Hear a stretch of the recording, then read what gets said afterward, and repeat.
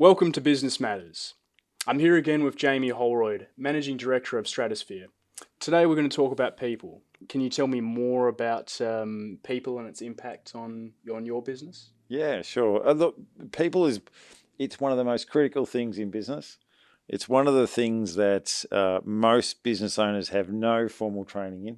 And regardless of their level, even in very senior people in very large organizations, it's a tricky topic to get right. And it's one thing that we spend a lot of time on. Everything's about people. Regardless of the business, if you can't get along with people, you can't manage people, the business is not going to be successful. Fair. Can you tell specifically about your comments on Andrew Forrest and how that's affected people today? Yeah, look, I'm not close to it. I'm hearing the noise though, right? And a lot of senior people changing, and that generally tells you there's something going on, right? If you have a lot of senior people leave in quick succession, typically there's some sort of turmoil within the business. Now that might be for a good reason. You might have a specific plan. Maybe you need to reinvigorate people. People are not on board with the new plan. They might leave. Alternatively, the business might be in a little bit of chaos and people vote themselves out of there. So it really depends on the circumstance of what's going on. But I'm not close enough to that particular example. But as a general rule, if you're losing a couple of senior people, it really can set the business back, right? And you want to understand what is the reason for it. Is it a deliberate strategy or is it something that's inadvertent? And if it's inadvertent, you want to get on top of it fairly quickly because these things can snowball and they can start to cascade. Really impacts the morale of the other staff, but also customers and become aware of it as well. So, how often do you have to deal with inadvertent cases? well, it really depends. So typically, we probably deal more so with the other alternative, right? So our space is that emerging corporate space. We talked about this last week. Mainly that sort of 10 million to 50, $100 million turnover space. And what tends to happen there is the business is nearly always under-resourced. The management team's always trying to catch up. It's going through a growth stage. So typically what you get is employees that are under-managed. And so you might have underperformers who continue to underperform. I always sort of highlight to people, outperforming or where you are, underperforming, you can do that forever. You can do that for 20 years. And that certainly happens. So one of the things we talk about is we want to try and have a simple way to manage our staff, and we kind of rank them in skill and will. Ideally, we want volunteers who are high skill and high will, right? They come to work, they give voluntary effort. And what can happen is you can end up with a bunch of what we call prisoners. They're high skill but low will, right? They've lost the motivation. They go to work and they just go through the motions. And if you work in a big organization, you can survive like that for 20 years.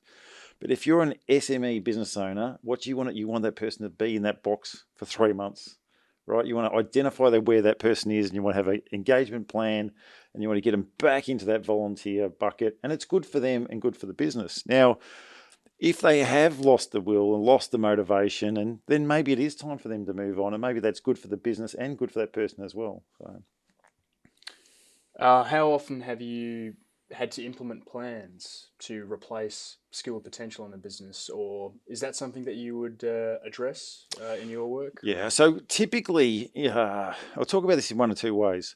The clients that we get involved with, normally they're going through a growth stage where they need to elevate the skill level that they have. So for us, it's normally about bringing skilled people in more so than trying to retain people or churn people out. So one of the things that's challenging for any SME business is how do you attract the quality of staff? How do you source them? How do you research them? Now, typically, we have a really sort of poor generic kind of process where they might just put an ad on Seek. They will get inundated with a whole bunch of crappy quality applicants. People completely not suited, but they might get 100 or 200 applicants. Alternatively, they might just pay a recruiter and then pay a big fee. Now, the challenge with recruiters, I'm sure some fantastic ones out there, but one of the kind of industry traps is good people in high demand. So recruiters know to move them around and just keep clipping the ticket when they do move them around. I think that what you've got to do is you've got to make recruitment, HR management, it's got to be one of the core competencies of the business. and you've got to have access to the people who have the right talent. So typically what will happen is people will hire people too quickly. I kind of call it the kind of car accident scenario where I've been in a car accident and the first person who comes past to help me is I've seen it, I've got help. The next person comes past, it's okay, someone's helping me, right? And what tends to happen in a business is I've got this need, I've got to fill this hole, I meet someone, they seem okay, done. Rather than going through a process to say, well, we're prepared to leave this role vacant for a extended period of time because we need the very best person. Now, one of the challenges you have in a business is if you hire the wrong person, it can be completely toxic. Not only is it toxic in that it will set the business back, it will also have an impact on the other employees. It can affect their motivation. It can affect their ability to do the role. And the wrong hire is typically hard to get rid of as well. So it's a minefield. It's a minefield in terms of, managing that person out. And what we'll see in a fast-growing SME business is to say, look, we've hired this person and it's becoming pretty apparent that they're the wrong person.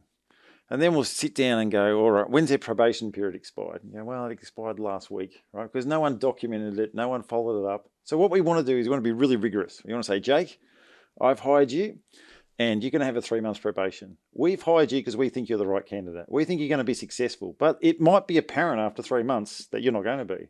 And that's not going to be good for me and it's not going to be good for you. So what we're going to do is we're going to set a series of reviews as we lead up to that. We'll let you know how we're going. And if we get to the probation period, we will enforce it if it's not working. And just be really upfront and really clear. And that just helps everybody.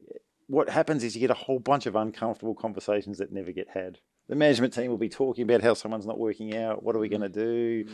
And that person might get frozen out. And it's just awkward for everybody. Right? Now, the thing that's interesting is when you have equipment or machinery or software, it performs. But typically they say that people have a discretionary effort, which normally oscillates by about 30%.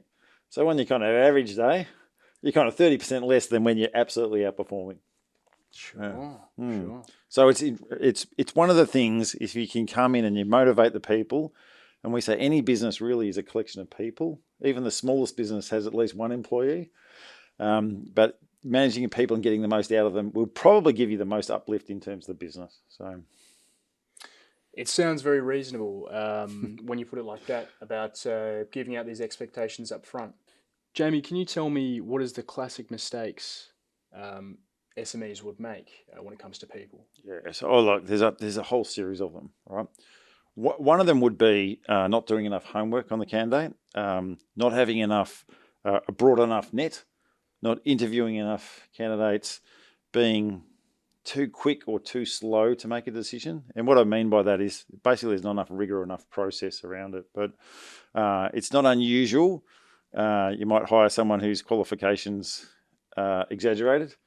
It's not unusual for people to hire people who've never done a police check on them. So we've certainly had examples where so theft and misappropriation in business is actually rampant, right?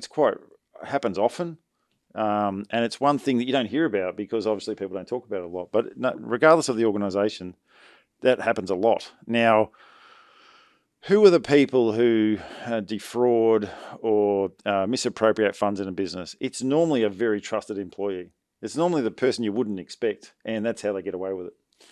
One of the great downsides we see is what are the warning signs? The warning signs are someone who never takes annual leave, right? They're there all the time. Because what happens is when you're away, other people look at things and it gets exposed. So that's a problem. Another sort of classic mistake that people make is you might have an employee who says, look, I'm going to leave. I've been offered another job. And to retain them, we offer them more money. And typically what happens in nearly all cases is that person will take the additional money, but they'll probably only last 6 to 9 months because the reason they were looking to leave probably had nothing to do with money and it had other reasons. Now, one of the things we talk about, there's our extrinsic motivators, which are financial, right? But then we have our intrinsic motivators. And our intrinsic motivators, I love the job. I love the people. I love the mission I'm on, right? I'm passionate about what I'm doing. Now, the money's important, but if I don't like my job, I'm probably more drawn to money. If I attract people with money, I'm probably going to lose them because someone else pays them more money. And I often think about it. You've got to think about a craftsman or a sportsman or someone, an artist who just has a passion for what they do. And they might make a lot of money, but they would probably do it if they got paid nothing.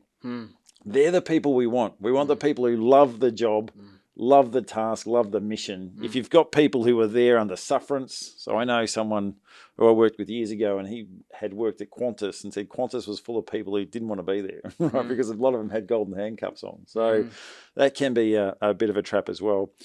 The other thing that's really important is if you have the right people, and Jim Collins will say, the right people are self-motivated. I say you don't have to tell Roger Federer to train because he just loves it. You don't have to tell Gary Ablett to train because he loves it. So if you have the right people are self-motivated. So what becomes more important than motivating people is not demotivating them. And the number one way to demotivate people is to ignore the underperformance of their peers. That really drives people insane. So you've got to get those people out of the organization. And if you're soft, or if you're avoiding dealing with difficult issues, it's going to have a ripple impact right throughout the business. And it's quite interesting what a uplift you can get by getting rid of one or two people who are the wrong fit or the wrong people. So, and you've got to stress, it's good for them as well. Nobody wants to be in an organisation where they don't fit or they don't work. It's not working out. So, is there a strategy to attract the right kind of people? I think that most people are attracted by the passion of the owner, right? Or the business owner or the leader. That's what really attracts people. So I like that person. Now, you want to work with good people. You only have one sort of life. You want to spend it working with people who inspire you, who motivate you. Most employees are attracted more to learning and development. So if you work for an organization where the learning and development's good, you're probably going to get better people. And if you think about the best organizations in the world, they have really high skilled people that attract the top talent, and that attracts other people. And when you got the top people, you can afford to pay them more because they're more productive. So they say that the top performer is normally twice as good as the average. And we're not twice as good as the poor performer, they're twice as good as the average. So you can effectively afford to pay them a lot more. There's also a rule, I think it's called Price's Law, which says the square root of the number of people do most of the work, right? So if you've got 100 people, there's probably 10 people doing about 80% of the work, and the other, 50% of the work, and then everyone else is doing the other 50%. And that rule tends to hold pretty well. And if you think about it, in most places, there is kind of the people who lead at the front. That's probably a smaller group, and then there's the other people that come behind. You know, the people at the front are the ones driving, getting the customers, changing things, coming up with ideas, and then you've got a whole bunch of helpers who help implement and do the rest of it. So, can you tell me more about culture? So yeah, look, culture is something that I think is incredibly misunderstood, right? So what do we actually mean when we talk about culture? So a culture, I think we mentioned this last time, is actually quite hard to enforce. But when you're in the right culture, it's what you're attracted to and what you're drawn to. So if you're lazy and you're in a high performance culture, you're going to get washed out of the way, right? If you're really ambitious, you want to work for a business that is trying to achieve big things and have good goals, and it's exciting. So you kind of like-minded people are drawn together. Now, one of the things that becomes an issue is culture it's very, very difficult to understand what drives it. Right? It can be driven. So a big cultural influence might not come from the boss. It might come from someone in the organization who has a lot of knowledge, but they might be quite junior. Or it might be the way they interact with people. And once culture is a little bit like love, right? It's kind of, we all know what it is, but it's quite hard to define. The way I think about it, and I use this example a lot, is that when we were kids, we used to have our swimming classes. At the end of term, we had what they used to call the learner's pool, so kind of about a metre and a half deep. And it's probably about 20, 30 metres across, and we'd make this massive whirlpool. And that's kind of what culture is, right? You're going to get everyone moving in the right direction, and then the momentum of that whirlpool just keeps people going. If you try and stand in the way of the whirlpool, it'll wash you out of the way. Then what we used to do is once the whirlpool's going one way, all stop and go back the other way. And when you go back the other way, it's really hard at first, right? Everything's pushing against you and everybody's got to start to push in the right direction to move it and get it go the other way again. Once it's going, you can just lie back, float, get carried around. But you have to just stir it occasionally just to keep it going. And that's the way I think about culture, you know. So if you've got the wrong culture, you'll just be washed out of the way. Now, one of the things, what are the signs that we use, right? So we're looking for things to say, what tells me information here that most people wouldn't observe? Now, one thing I notice, go into any organisation, if that organisation's got lots of signs up, wash your own coffee cup, put the things in the dishwasher, we're going to throw out the mouldy food in the fridge. If you've got those signs everywhere, you got the wrong people, right?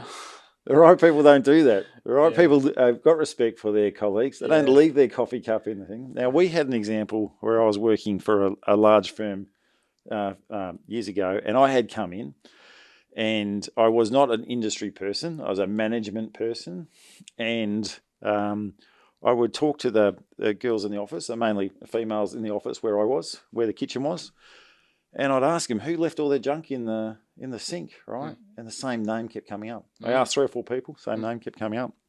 So I dragged the guy in. This guy was the general manager. I dragged him into the office and I said, listen, rumour has it that, you know, you're the one leaving all the junk in the sink, you know. And he said to me, is this a joke? And I said to him, trust me, I wouldn't joke about something this serious, right? Now, sloppy kitchen, sloppy mindset, sloppy business, right? That's the way we think about it. If you can't do that, then you're not going to be the right sort of person in the rest of the role. And the reality was, in that situation, that guy ended up leaving. So, and then culturally, you say, well, that's a good thing. It was good for the company. Yeah. So is it just as simple as getting high performers in to do the work? The short answer to that is yes and no, right? Now, high performers, and when we're talking about high performers, we're talking about elite, right? People at the top of their game. When you look at certain sectors, and I love these examples, you look at politics and you look at Formula One teams, right? When you have high performers, too many chiefs in one team, it gets very, very difficult. And if you look at political examples and the Formula One teams, they're littered with the same issue over and over and over again, right? So one of the things that I'm really big on, if I'm running that sort of team, I go, I know I'm going to have this problem. If I'm running a political party, I know that it's going to be a problem at some point, and we're going to have to plan to deal with it. And what happens is people deal with it in a reactive way, in the moment, get caught up in all the personal politics and the personal emotions. But I said, whether it's, you know, Howard and Keating, or Peacock and Howard, or Hawke and Keating, Gillard and Rudd, you know, Tony Abbott, Malcolm Turnbull, or you look at all the Formula One teams. I said it's a constant. It's a constant. So you have to deal with it. So, and then what is the plan to deal with it? Now, typically when that situation arises, there's only one solution. Someone's got to go, right? And that can be quite toxic for an organisation, right? Nobody wants to work in that environment. It's not really fun. Now, one of the things we talk about is, well, am I highly skilled, but do I have career blockers? Am I so driven that I tread on everybody's toes to get there and I don't even realise that I do it? Am I so driven that I come across as arrogant?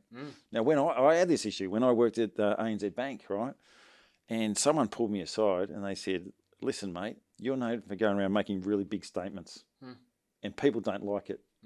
And I was not aware of that, right? And I said, well, this is my approach. If I make a big statement, I've got to back it up, right? So I'm not saying, hey, I'm big, you know, look at you. I'm saying, I'm going to out myself publicly, and I better sure as hell deliver, right? Sure. So often the message that you send and your own perception of yourself might not be what everybody else receives.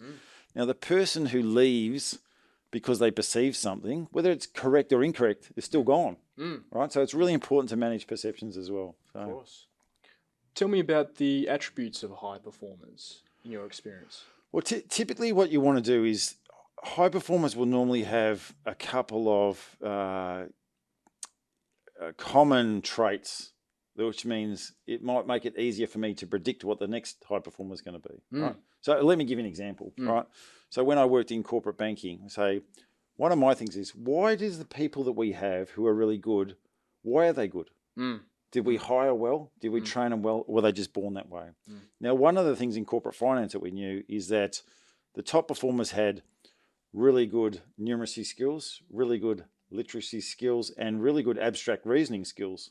So once you know that, well, then you test for that when people come in to give you a disproportionate sort of chance of success that you're going to end up with a whole bunch of top performers. And it's really about, like anything, understanding your market and understanding what the key ingredients to success actually are. Do you ever find nepotism a problem within SMEs? Look, we have a lot of words that we use that have a connotation that's not as positive, right? Now, I wouldn't call it nepotism, but what you do have in a family business is you have lots of family members. Of course. And a lot of great businesses start because the business is small, it's under-resourced, it probably can't afford to pay people, family members get involved and they help out. One of the challenges you have in a family business is it's harder to hold people to account. It's harder to sack them, right? You're not going to sack your son, your mum, your dad, your wife. That becomes really challenging. So what it means is you can get people who are in senior roles who can underperform. But you can also have the opposite too. You might have people who are deadly passionate, who put in more than anybody else ever would, right, to support the family member. So it's kind of a balance. Now, one of the things we talk about is when you have a third generation business, they say, the first person establishes it, the second generation builds it, and the third generation destroys it. But one of the things that goes sort of hidden and unnoticed is by the third generation, there might be half a dozen or a dozen family members working in the business. Those family members might not be the right people for the right role. They might not be held to the same account. And so therefore what happens often is you might appoint someone to have a senior role, but they can't actually do it. And then you got to appoint someone else to help them or someone else to do it. And so what you've got now is all these hangers on, right? And it's that actually leads or contributes to the failure of the business as well. So that seems like appointing senior management too soon seems like its own set of problems there. Look, this is a topic that I really love talking about, right? So how do we get young people? So when the staff that work for me, I say, listen, experience is a function of time, but it's more so a function of experience. So how do I cram experience into you so your career doesn't take 20 years, it takes 5. Right? So how do we do that? How do we share those experiences? How do we expose you to more experiences? The other thing that's critical is I have to, on one hand, expose you to experience, and I have to put you under pressure. But what happens in a career, and particularly at a senior level, is you can build a massive amount of scar tissue, right? You've dealt with a whole bunch of issues. You've worked long hours. You've got burnt out. You've dealt with a whole bunch of personal politics. And the more senior you get, the more politics there is, right? That's a reality. And what we want to do is we want to give people the skills and experience, and we want to kind of protect them from all that kind of unnecessary scar tissue at the same time, right? And that's something that most organisations don't do very well at all, right? So having a really, really good, high-quality career plan. Now, when we're talking about, we want to build world-class businesses, right? That's what we're focused on. And it's something, you can go into very large organisations and they're not as aware of some of these things as they probably should be. It tends to be a little bit of apathy. If you're a big business and you're successful, well, maybe you're not as hungry. Maybe you're not as driven. And when you're small, maybe you're not as focused, right? So what we absolutely crave for clients who want to be best practice. Do you need to make a strategy for every employee that comes through a company? Is a career plan always important, or is that for high performers? The short answer to that is everybody should have some sort of plan, right? So if I'm what we call I'm low skill and high will, right? So I've just joined the organisation and I'm a graduate, so I should have some sort of career development plan. If I'm high skill and high will, I'm really engaged, I need some sort of retention plan. If I'm high skill and low will, I need some sort of engagement plan, right, to get me back over there. And if I'm low skill and low will, I probably need an exit plan. And I also need to review my recruitment to say, how did this person get in, right? Now, what can happen sometimes, let's say I join an organisation, I'm highly motivated, but I don't have the skill yet. And we know that when we hired you. Mm. If I hire you and my business is growing so fast and I never have time to give you attention, I never have time to sit down and train you, I don't give you enough structure, well, then I'm going to quickly end up in my low skill, low will bucket. And then that person has to go. And they have to go, which sometimes might be unfair. It might not be the person, it might be the organization that contributed to the outcome because they didn't put the proper planning in place. So wasted effort, wasted energy, and also, you've got people leaving the organisation who are not as engaged with it. And anyone who's an employee, a former employee, should actually be an advocate for your business. So one of the things I found fascinating, particularly when I worked at Investec, was interesting, is in a lot of organisations, someone leaves and you throw rocks at them as they go out the door. Right? Oh, that person was no good anyway, or they weren't the right fit, or all sorts of excuses why that person might have left. But this organisation that I work for, their approach was very different. Their approach was that person is probably going to stay in our industry. If that person is going to stay in our industry, they're going to be an advocate for us. They're going to be a referrer for us, right? So there's reasons why we need that person to leave with a positive view of us, and we need to stay engaged with them as an alumni. Sure. Is that a separate plan altogether, like considering alumni or people's exit strategy, leave on a good note? Is that part of something that you would advise for your clients? Oh, definitely. So what the real key is how focused and how well planned are you around these, executing on those strategies, right? It's easy to talk about, but things move on very quickly. And how do you stay in touch with people? So true. Which these days is much easier than it ever has been. So regarding organizations with little or no career plans or retention plans for employees, is that something that you see affecting the big end of town or more smaller enterprises? Oh, look, I think it really depends on the quality of the management, right? So if you've got quality management, doesn't matter if it's a small business or big business, the more focused you are, the better you're going to execute. So, and it's not unusual for very large organisations to lose focus completely. So, and again, sometimes you don't need to be focused because you're so big and you've got incumbency and, things are still okay. In a small business, though, decisions hurt you a lot quicker. In a big business, you can be terrible for years, right? You don't have a problem. You're in a small business, the customer walks out the door that day, right? And might never come back. So, Is it something that's changed over the years, do you think, regarding there not being enough training and development for people? There's a lot more movement. Yeah, I think that's true, right? And it's hard to know whether things change or your view of them changes. But I feel like in the 50s, 60s, 70s and 80s, there was definitely, training areas in banks and large companies, that there was more structure around it. There was more kind of relief staff. So one of the, I single out the banks a lot. I've got a banking background, but I was having this conversation with one of my colleagues only this week. I said that, the bank makes billions of dollars of profit.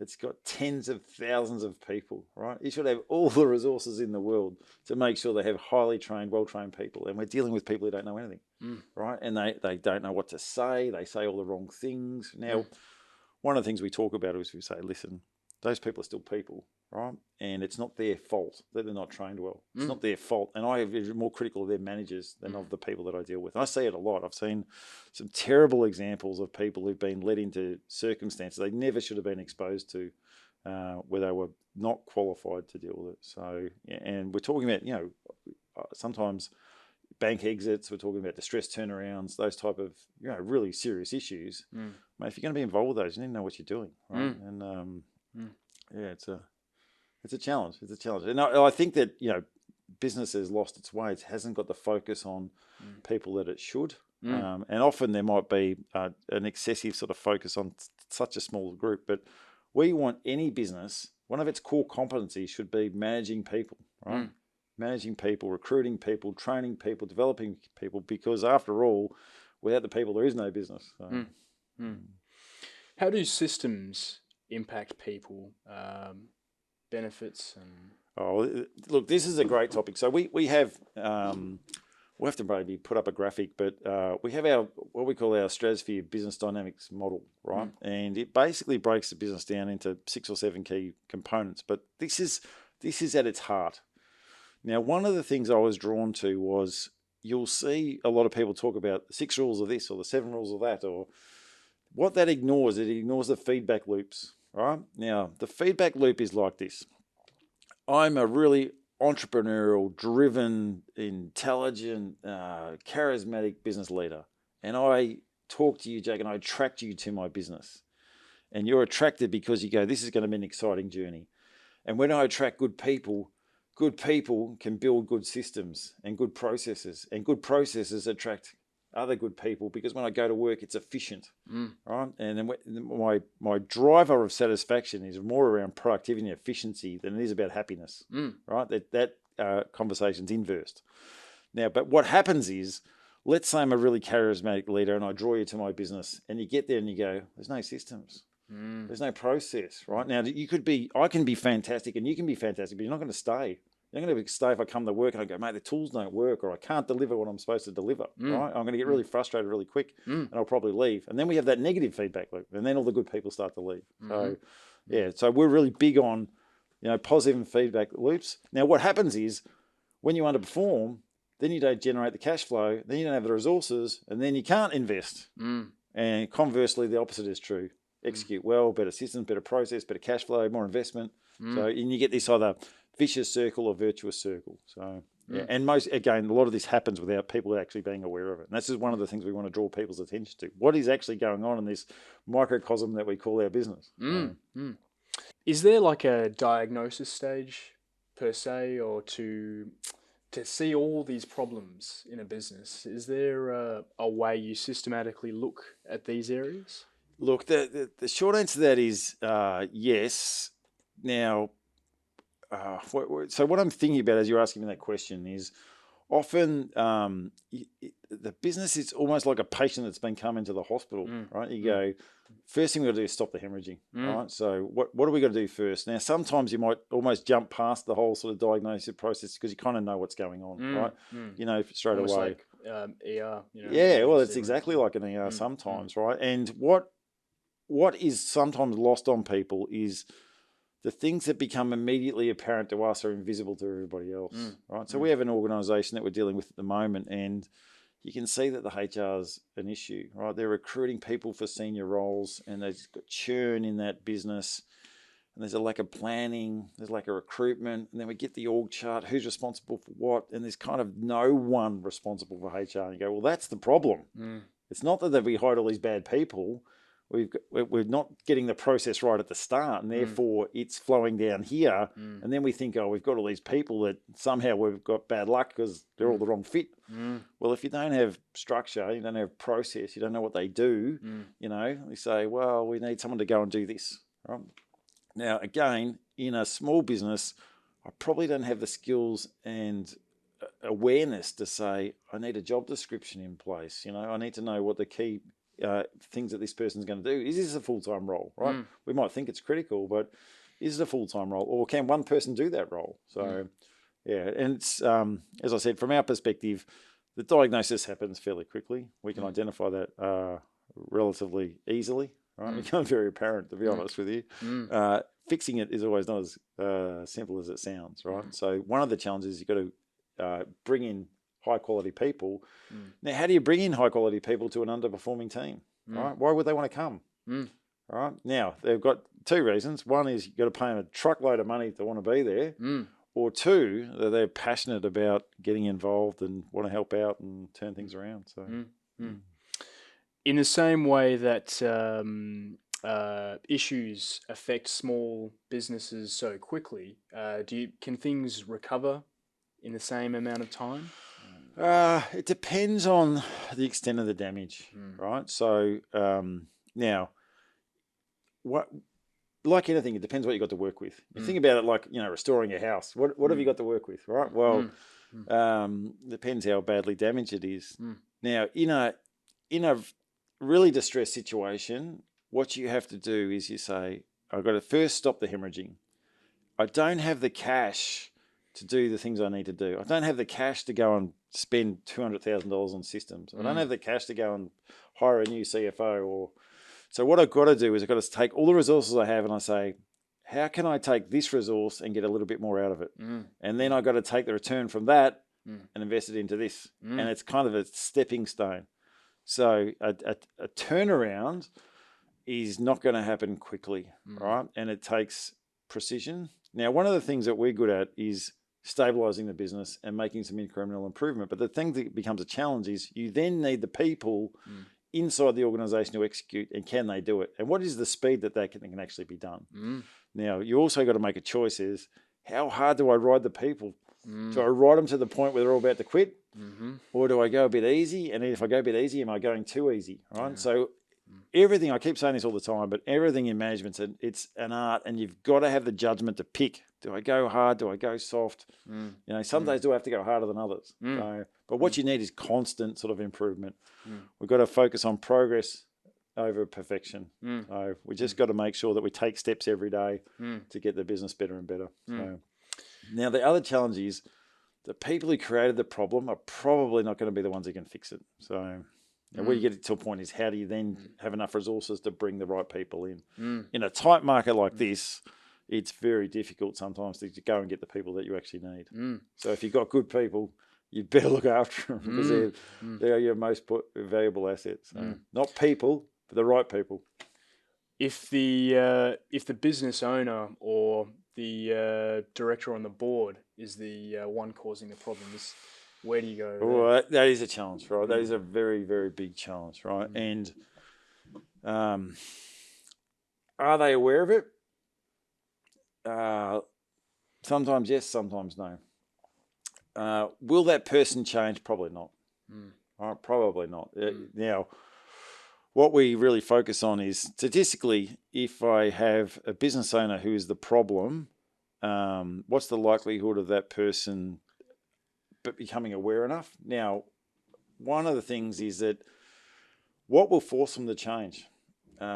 Typically, what will force them to change is the imminent collapse of the business. They realise they have to change. They don't have a choice. So, but outside of that, probably not. They've probably been the way they are for a long period of time. Are probably not aware of it. Probably don't like taking orders or instruction from other people. Probably have got to the point where they switch off.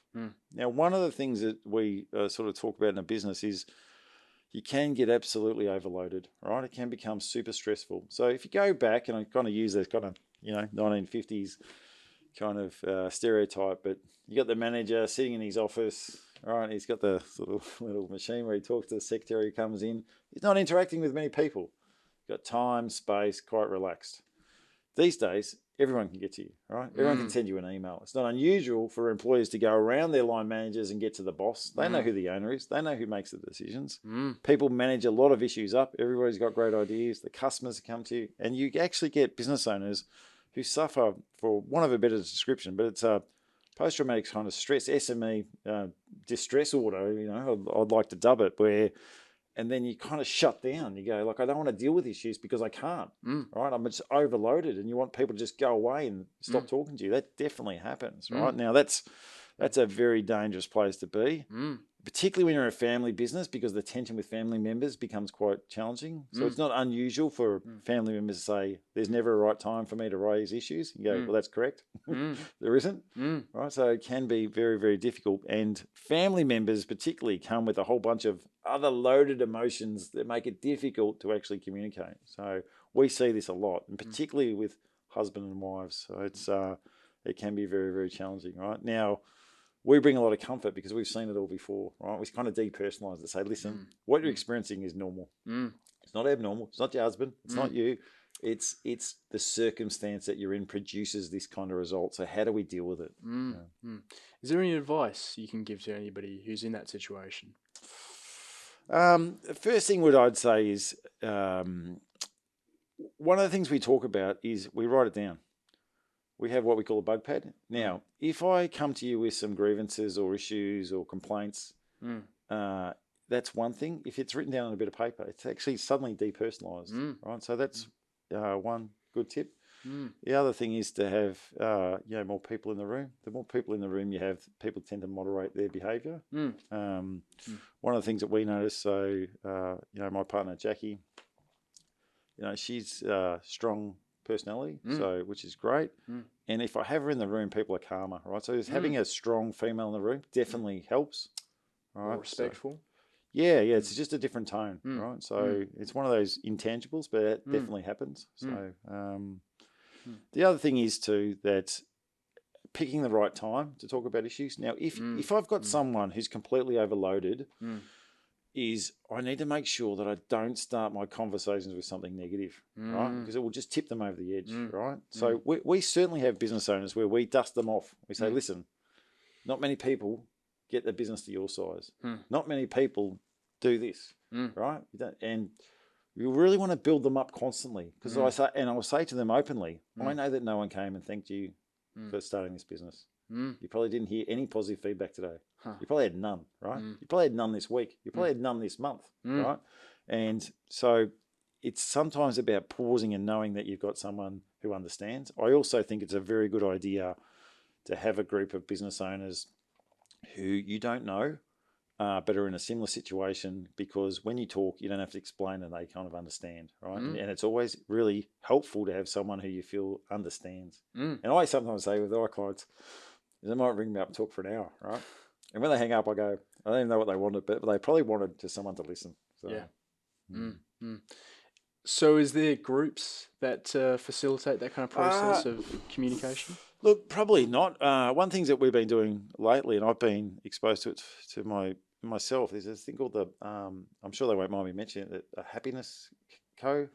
And it's kind of a men's sort of health group, and a lot of business owners and FIFO workers, and it's kind of guys who kind of hang out and do kind of women's stuff, right? Like, and what I mean by that is,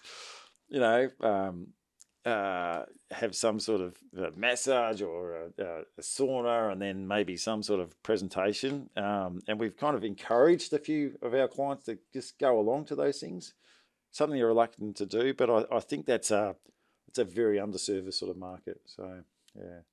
But the most important thing is, how do you have someone to talk to? How do you have someone who actually understands your circumstance? So, and when you're a business owner, it's very lonely. It's a lonely place. So. And a lot of people start a business because they think they're going to have all this freedom and independence. You're probably going to get the opposite. So. Can you tell me about exit interviews? Yeah. So one of the things we do is my partner Jackie, she does a lot of exit interviews with clients, and there's a in business, it's always interesting about the sort of personal psychology, right? If the business owner wanted to do an exit interview, the employee wouldn't tell them.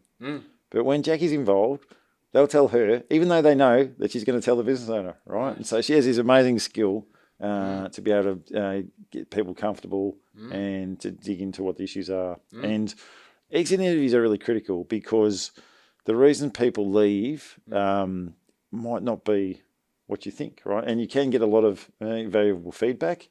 And what we're looking to do is, out of the result of those exit interviews, is draw out common denominators and root causes that might be contributing to staff turnover. So now, typically, most people will participate. You'll get a small number of people that won't. You might get people who are completely unreasonable in their feedback, but that's also good too, right? Because either A, they believe that, or B, they don't, and they're just looking for some sort of reason or excuse. But I just think it's worth the time and investment. An exit interview probably only takes an hour. It might cost you a couple $100, but it's definitely worth doing. So, can you tell me about diversity of personalities in a business? Yeah. So what tends to happen is most businesses will tend to hire people who are similar. Right, that's a fairly common pattern. Well, for all the talk about gender and diversity and all those sort of things, is that you don't normally have businesses where people clash a lot, right? Because the culture becomes kind of standardized, and people influence people's group influences the group. So we tend not to have a lot of diversity of opinion on things. So this is one of the challenges for us. We might come in and be really confronting and say, change a whole bunch of things, really.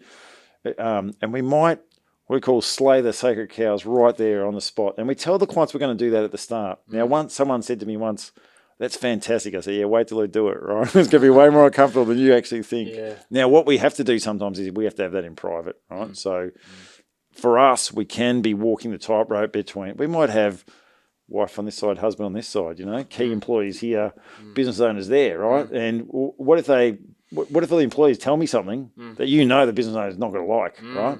Do I tell them? Do I not tell them, right? And so often we've got to think about how we massage those things out. Now, it's very true that if we are inside an organisation, we'll become a lightning rod for people to come and talk to us and tell us things. So they often say, if you want to be a consultant, what you should do is go and interview the spouse of the people who work there, because everyone goes home and tells their spouse all the problems that are wrong at work, right? Yeah, So exactly. yeah. So it sounds like there's a lot of psychology that comes into this. Yeah, look, sort of amateur psychologist, amateur counsellor, definitely. Like, it's a people business. What we do is very people focused, and I think that's the difference. And Jackie and I particularly have experience running real businesses. We know how hard it is, and we know how the business owners think. We're not like MBA trained sort of case study examples, right? So that you might get in some other, some of the big four firms and things like that. So, we have a very human element to what we do. So, sounds very important. Yeah. Well, it is, and it's something that's probably, there's not too many people actually do what we do. I wouldn't have thought. So, people who do business improvement, there's a whole bunch of business coaches and that, but we don't see ourselves as that as all. We're strategic management and business advisory, right? So how do we execute on what we're planning to do? How do we get there? So, yeah. Do you need to be selective in your clients? Oh, 100%, 100%. And it's a bit like you can want to help everybody, but having we have a fairly rigid gating process. So are people open to feedback, right? Are they prepared to listen? Have they disclosed everything that we need to know? There's nothing worse than you work in a business, you find out something that's a surprise. People just need to be upfront. So we do, as I said, we have a kind of rigorous gating process. I mean, do they respect the value that we bring, right? It's not cheap. Right, and it's a big investment. Saving a business, building a business, it has massive payoff. And this is the way I kind of liken it. Is maybe sometimes you don't sit and thank the primary school teacher who taught you how to read, right? But if they never did, right, how much is that worth? It's worth a lot, right? So the other thing too is we do change people's lives, right? You go to work and you're constantly stressed, or your business is failing, or you're not getting to where you want to get to. That's a big impact on your life. Has a big impact on the life of of the kids in the family. It might affect 2 or 3 generations, in fact. So, now, I might have told this story before, but we had a client where one of the people who used to work for us said, "Jamie, why are you so focused on these people?" Because I said, "Well, because if we don't help them, there's a lot of people who are going to lose their jobs. There's a lot of people going to end up divorced. There's going to be kids who have to change schools, right? There's going to be houses that are repossessed. It's the human impact's significant if you don't get it right. So now I want to emphasise this. We might have said it last week, but most businesses fail for internal reasons, not external reasons. It's 90+% that fail for issues that were controllable inside the business. And normally they get them wrong because they weren't aware or they didn't deal with them quickly enough. Can you tell me about compliance, Jamie? From a HR perspective, so you would have seen there's been some high profile cases, and I think probably the best one, or the one that got the most press, was the story of the 7-Eleven workers that got underpaid, right? And you go, well, that sounds terrible. All those poor people working hard, ripped off.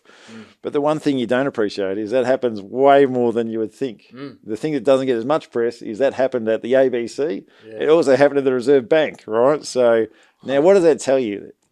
Are people intentionally out there to rip people off? My view is no, right? Because the PR cost is huge, the employment disengagement is huge, and that most of it is inadvertent. And they say, well, the Reserve Bank can't stick to, what the HR compliance rules are, then how can anybody else? Now, what's happened is in Australia, we have a highly centralised awards HR system. Right, it makes it's very, very complex. It makes it very hard to comply, and even people who, with the best of intentions, can still actually get it wrong. So, it's something as a director you want to be super careful of. the balance then is you've got kind of two groups, right? You've got people who might be unaware, right? So we might deal with a whole bunch of businesses and they do stuff. You go, hey, you just cannot do that. So we ask them, when the penalty rates kick in, what about overtime? And they'll tell us, look, we just pay our staff a flat rate. So, well, that may or may not comply with the law, right? Yeah. And then that gets hard for people to accept. Maybe you can't do that, right? No one's coming and checking, but that's very challenging. So in terms of what we do, we're a highly skilled generalist across a whole bunch of fields, but there'll be, we work with a whole bunch of other partners to say, listen, we need a technical HR specialist who understands awards and things at a level that we don't. And we bring those people in to review things to make sure that they're all as they should be. So, how often would you need to bring in outside specialists? A couple of times a year. Depends on the circumstance. It depends on how serious it might actually be. But typically, the sort of people that we might bring in, it might be a technical legal matter, HR matter, or it might be some sort of complex accounting issue where something's been messed up. Right. So we'll identify the problem, we'll probably frame it, and we'll bring the specialist in so that the business owner might not know how to deal with it. So we'll actually help them effectively project manage that. So, yeah, but normally they're the 3 areas that require some sort of specialist attention. So, is there any compliance resources that you can recommend? No, other than really bringing in a skilled, HR practitioner. So, and it's probably good to do that occasionally, even if you've got no issues. It might be good just to bring someone in to have a bit of a look and an overview to make sure that you're doing things correctly. So, the other thing too is that you might want to make sure that how do you manage a business, right? So Jackie was involved in managing a business for a while, and how do you improve it? So it had a lot of staff, and what she did is went through and said, well, at what time do these people need to start? At what time, the first orders come in? At what time do penalty rates kick in? So if penalty rates kick in, then how do you want to minimise the staff by then? Right? And she went diligently through this. It was super impressive, and cut the payroll by half, right? And had better outcomes, and there was a whole bunch of other things that went towards that as well. But that's a great example of saying, all right, well, what do I have to work within, right? And how do I manage it? Because it seemed unmanageable. They're like, well, we just need more revenue. Well, maybe that's not the answer, right? Maybe we need to come back and be more productive. The other thing I want to touch on a little bit too is people talk about, millennials and whatever generation we're up to now, but how they have no work ethic. If you have the right people, and we've certainly had examples of this, you have the right people, you have the right boss and the right process, that's not an issue, right? So it might be people might be a bit soft initially. Maybe there's a generation who worked a lot harder, but if you get them in the right environment, I don't think it's an issue, to be honest. I think it's massively overstated. So, what's the most effective generation? Yeah. Oh, what a question! All right. Boy, okay. It's probably not generational, it's probably circumstance, right? So when are people at their hungriest and most determined? Normally when they've got a mortgage or when they've just had kids, right? Now, you got to get the balance there, because for some people, managing family and work is very, very difficult. But if you're in that 25 to 35 space and just got a mortgage, they're probably the people who are the most intense and the most focused, right? Really focused on, A, getting a house, B, renovating it, furnishing it, paying it off, right? And that's when people are the most driven. When you're older, I don't have an issue with older workers, right? Older workers got a lot of experience. We've certainly had our fair share of, much older guys, particularly sort of people with an accounting background. But what tends to happen is when you're comfortable in life, you don't need to work as hard, right? And so there is a little bit of difference around that. I think also true at the opposite end, people entering the workforce, and you've got young kids and they kind of got money and they want to go out and so it tends to be that kind of middle bucket is the space where people execute the best. Now, one of the things I'm keen on is how do we get people to a higher level earlier? because if we can get them a high level earlier, they're going to go much higher, right? That's where we want to be. So, and I'm also keen too that if we have older people, that we want to actually tap into their experience. We don't want that lost, we don't want the library to burn down, right? We want to preserve it. So, and I really love when people reach out to me and say, listen, I'm at the end of my working life and I don't want all my knowledge to kind of be wasted. How can we transfer it to yourself, or how can we make sure that we preserve that? So, It's interesting. You said that 25 to 35 is around the age that you're seeing a high amount of output, a lot of focus around the time because of situational things, mortgage and whatnot. A lot of millennials would be getting into this age group now. And historically, millennials are probably a generation that haven't been reported to have had as high work effort as previous generations. Yeah.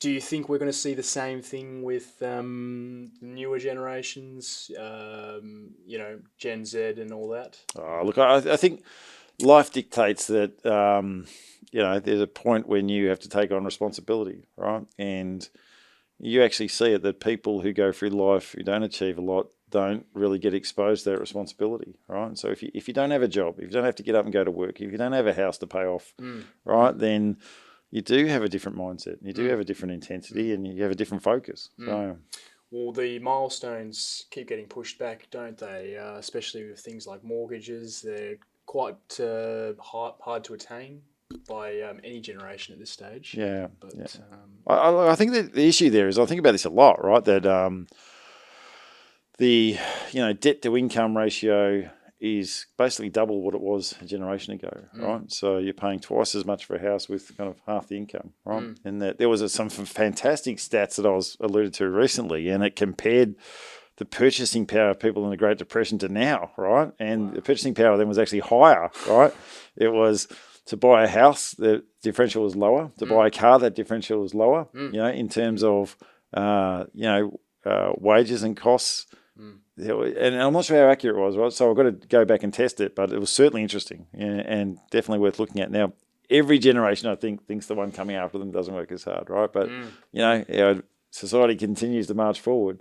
Now, in terms of housing, I think it's all relative, right? I think that the days of the middle class are almost kind of gone, right? And what I mean by that is that if you have a fairly average paying job, a minimum kind of wage job, you're probably going to struggle to buy a house. But you can be relatively unskilled and be a FIFO and be on a couple $100,000 a year. And look, don't get me wrong, FIFOs work long hours and it's a tough, grueling lifestyle, but there's a big chunk of people who earn several $100,000 a year. Now, if you're earning several $100,000 a year and a lot of your expenses day to day and your meals and everything are paid for, well, it's not that hard to buy a house, right? And you might have 10 houses. And so this kind of depends on where you're sitting in that kind of tree, I think the other thing too is that when you talk about millennials and younger people, there's certainly a generation who have access to what I call scalability, right? Now, in the past, to run a very highly scaled business would be very capital intensive, right? You might have to own, 25 franchise stores, or you might have to have a big factory that produces millions of widgets. Whereas these days you can be online and you can have 1 million followers and you can earn a lot of money, right, at a young age. And there's certainly examples of people who do that. And I kind of liken it, to, in the past people would have been TV and film, right? And really when you paid a lot for being in TV and film, it's that scalability, right? And so now that's become more democratized, that people can access that. So, but I think that we are marching very quickly. If you don't have scale, you're probably going to struggle, right? You need to have really high margins.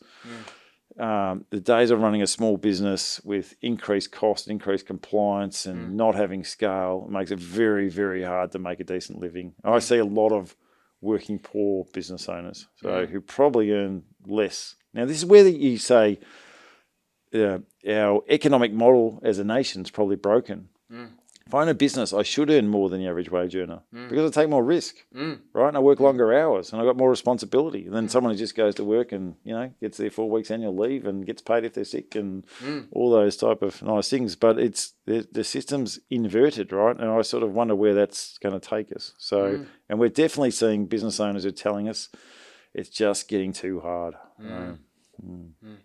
Do you see many business owners turning away for that reason?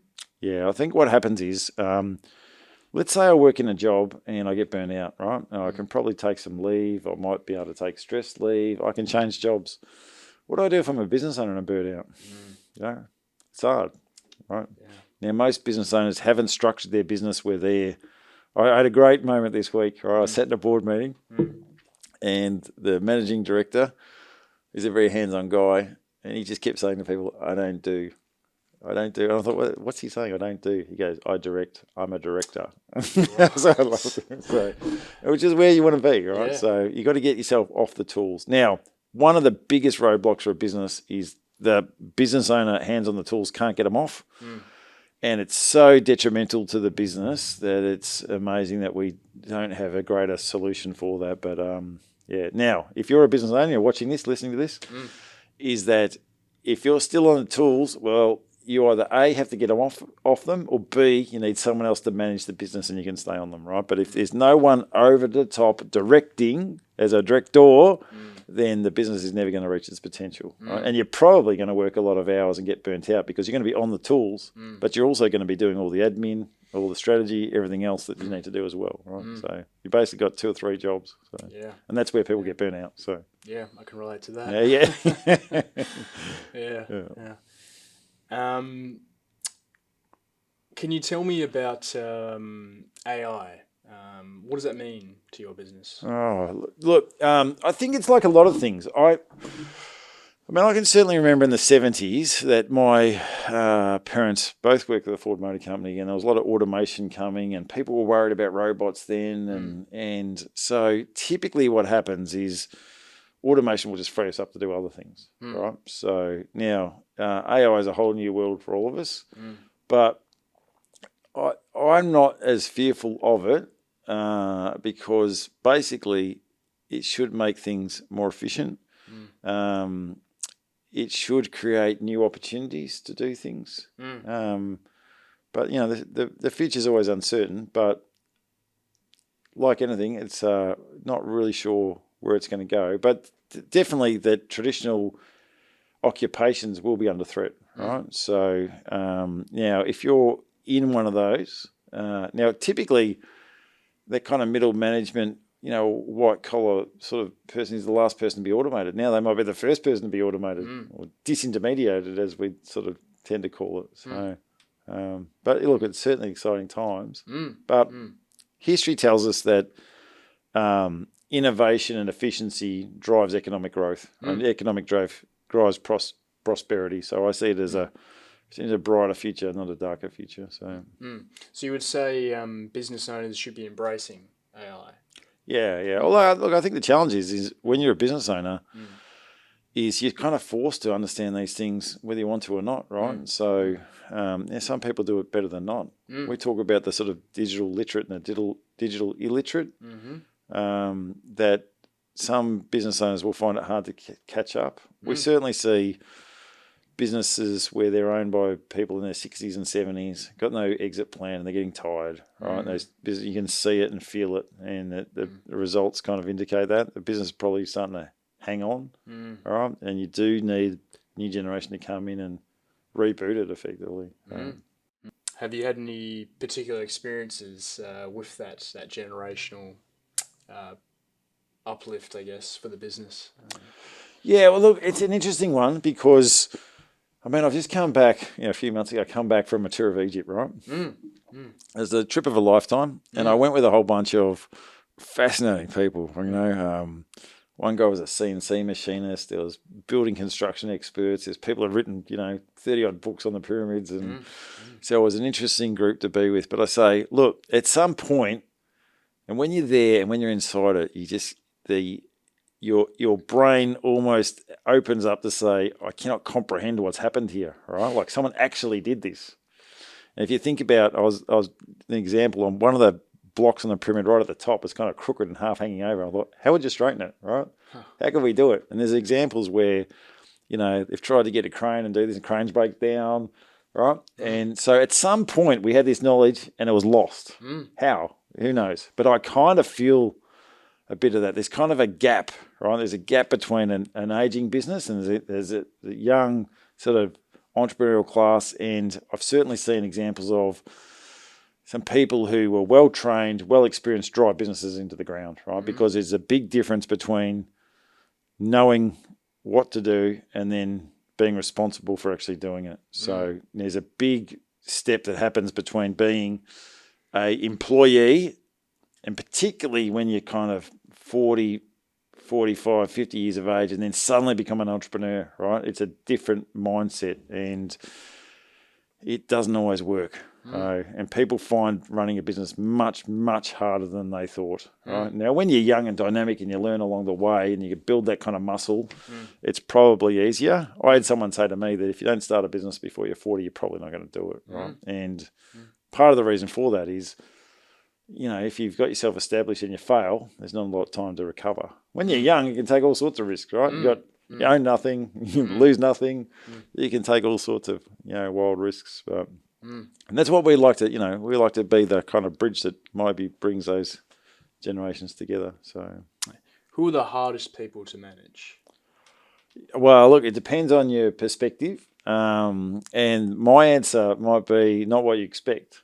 So if I've got underperformers, I don't say there's a problem, right? I like to deal with it promptly. I always say, if you've got an issue, just rip that Band-Aid off, right? Like if you know the person's no good and they're not going to improve, just deal with it, right? Put a ring fence around it. And I said, by dealing with it, it's fair to that person as well as to the business. Now, it takes a little bit of a massage to get there, but if you have a process, you'll get there.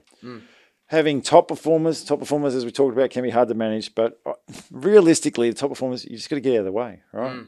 They know what to do. They want to do it. You got to make sure they don't tread on too many toes. But again, that's not too hard to manage. The hardest people to manage, from my perspective, is the ones they're not bad enough to get rid of and they're not good enough to keep, right? And how do you manage out someone who's not bad enough to get rid of? They're kind of average, kind of mediocre. So I want to run a high performance business. I want to be successful.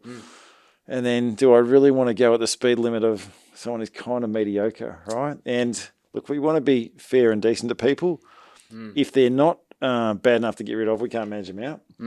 So therefore, we have to manage them up, right? And we have to get them to improve, right? And then what do we do if they don't improve, right? So now typically what will happen is, if I want this kind of environment, people will then start to self-select. They might know they're not on board.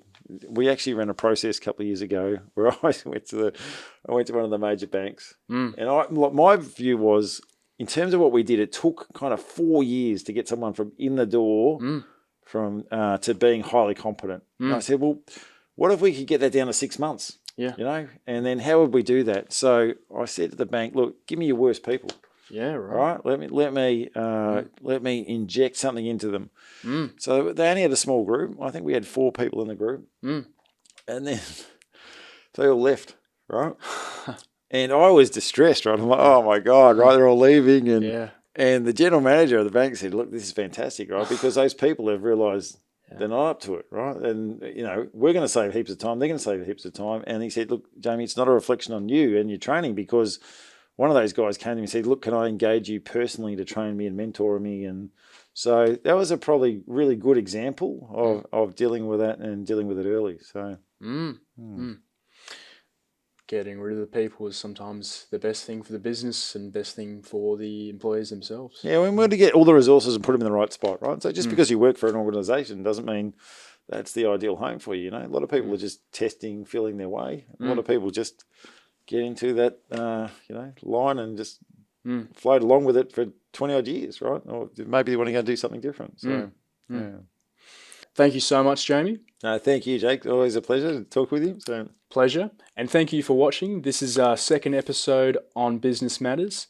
Tune in next time. We're going to be speaking about finance. I look forward to it. Can't wait.